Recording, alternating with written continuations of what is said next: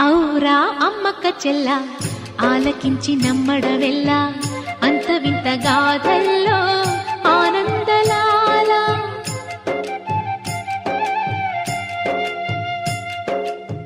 బాపురే బ్రహ్మకు చెల్ల